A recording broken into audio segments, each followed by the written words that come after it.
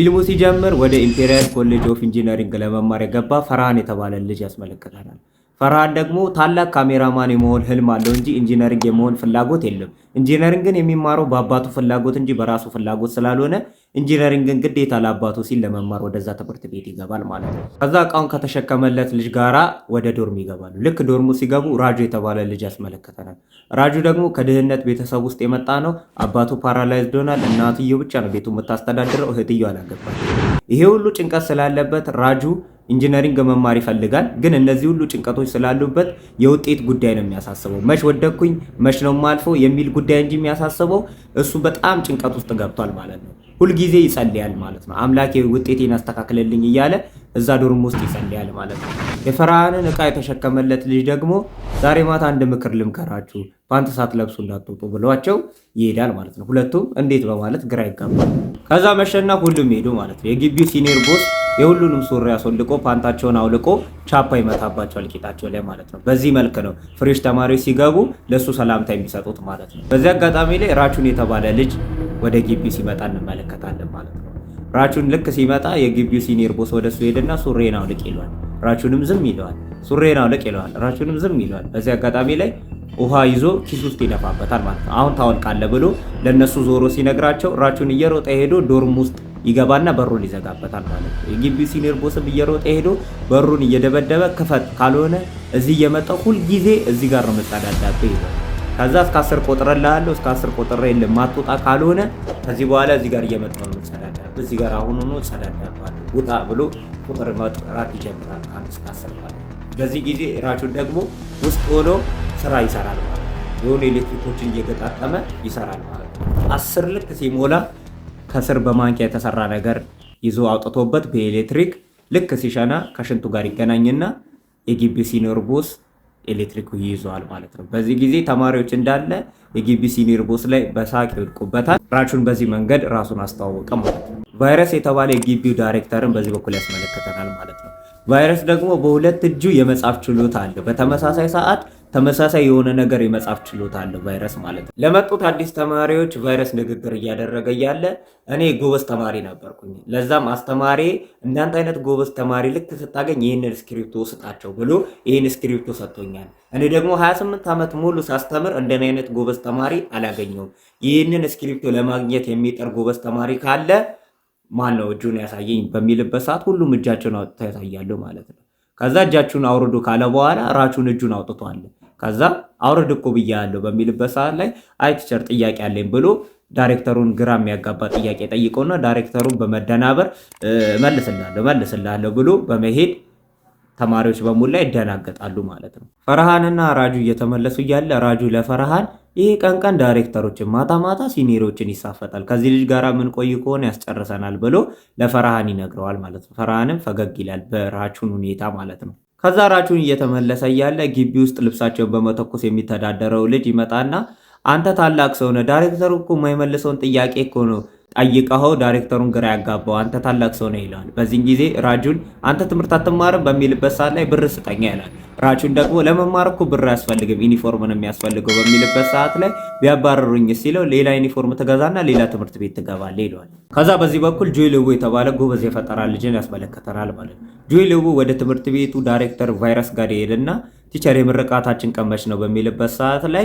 ለምን ፈለክ በሚልበት ሰዓት ላይ አባቴ ለመደገስ አስቧል። በገጠራችን ውስጥም ደግሞ የመጀመሪያ ኢንጂነሪንግ ተማሪ ተመራቂ እኔ ነኝ፣ ለዚህ ዘመዶቻችንን ጠርቶ ለመደገስ አስቧል በሚልበት ሰዓት ላይ እሺ ለአባቴ ደውለህ ስጠኝ ይለዋል። በዛ ሰዓት ቫይረስ ያናገረዋል ማለት ነው። ልጆት በዚህ ዓመት አይመረቅም ብሎ ለአባትየው ይነግረዋል ማለት ነው።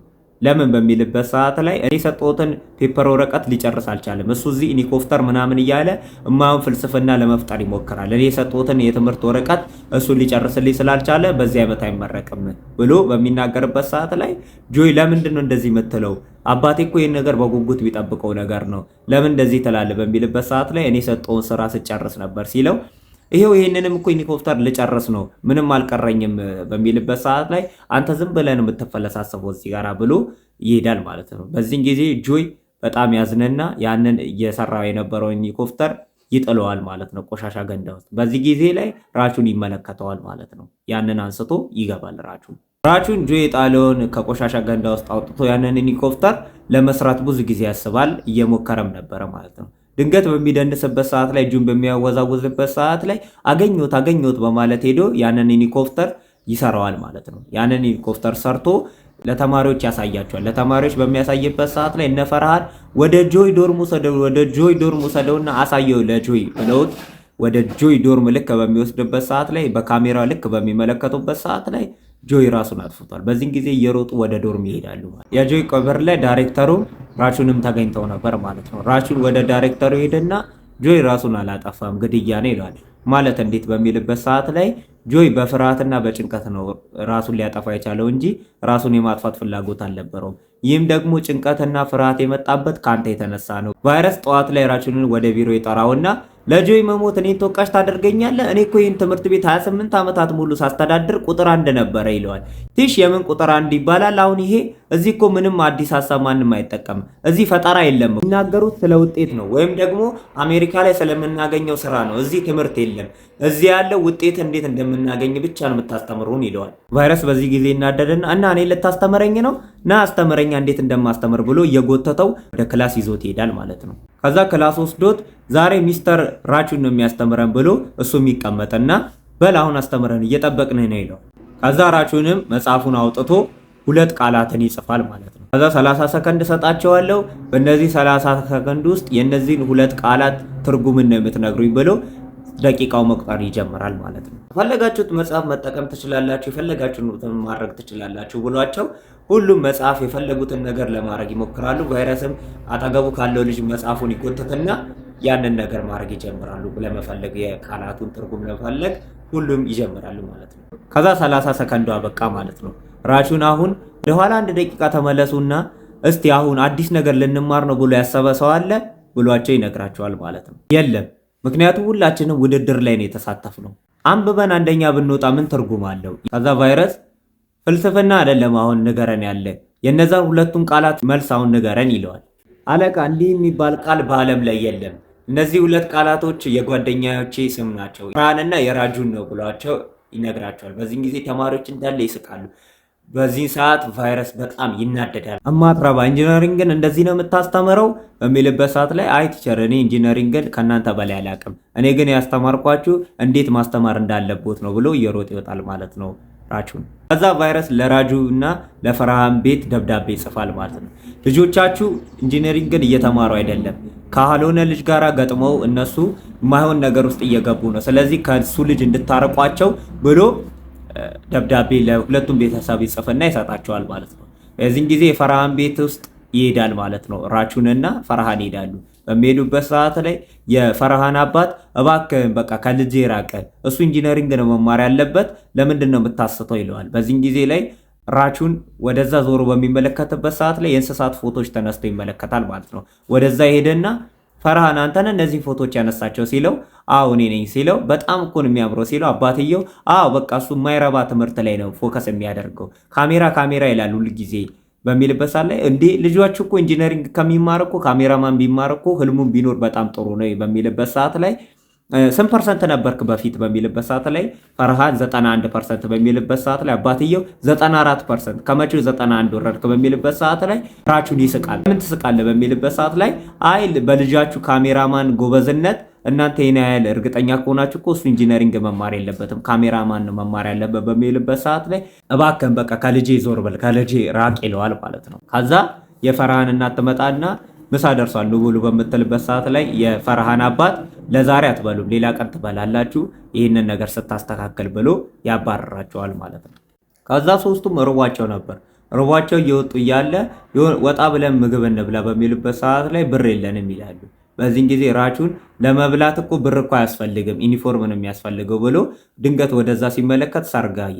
ስለዚህ የሰርግ ልብስ አደረጉና ሄደው እዛ ሰርግ ለመብላት ወሰኑ። እዛ ሰርግ ላይ እየበሉ እያለ ራቹን የሆነችን ልጅ ይመለከታታል ማለት ነው። ፍቅረኛው ጋር እየተከራከረች ፍቅረኛው የ200 ብር ሰዓት ነው አርግተች የምትመጪው እንደዚህ አምሮብሽ አንቺ ሰዎች ምን ይሉኛል የሱ ፍቅረኛ እኮ የ200 ብር ሰዓት የድሮ ሰዓት ነው አርግታ የመጣችው እያሉ ይቀልዱብኛል ብሎ የሚጨቃጨቁበት ሰዓት ላይ ራቹን ያቺን ልጅ እየተመለከታት ስለነበረ ልክ ያ ሰውዬ በሚሄድበት ሰዓት ላይ ወደ ልጅቷ ጋር ይሄድና ነካ ነካ ያደርጋታል ማለት ነው። ትሪ ኤዲት ሶስቱ ደደቦች የሚለው ፊልም በጣም ያበደ ነው ማለት ነው። እስከዚህ ጋር አይደለም ያለው፣ ከዚህ በላይ ደግሞ በጣም አለ። ፊልሙ የ3 ሰዓት ፊልም ስለሆነ በጣም ረዘም ስለሚል በሁለት ቦታ ከፍዬ ነው ማለት ነው።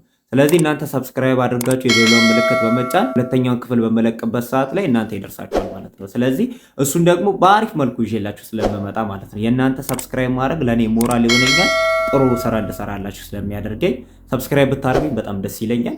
ያው ፈቃደኛ ከሆናችሁ ሰብስክራይብ ብታደርጉኝ ደስ ይለኛል። ቀጣዩ ክፍል እንዲደርሳችሁ ሰብስክራይብ ያደረጋችሁ ሰዎች የደውል ምልክቷን መጫን እንዳትረሱ። እወዳችኋለሁ። ለማንኛውም በጣም ጸዴ ክፍል ነው ከዚህ ቀጣይ ያለው ማለት ነው እና ይህን ፊልም አይ ቲንክ ሙሉን ማግኘት የምትፈልጉ ሰዎች ካላችሁ ሰብስክራይብ አድርጉ። ኮመንት ላይ ደግሞ ንገሩኝ ማለት ነው የት እንደምታገኙ እኔው ጋር የምታገኙበትን መንገድ አመቻችላችኋለሁ ማለት ነው። ስለዚህ እናንተ ኮመንት ላይ መጻፍ ትችላላችሁ። ፊልሙን ማግኘት እንፈልጋለን የምትሉ ሰዎች ኮመንት ላይ መጻፍ ትችላላችሁ። ይመቻችሁ።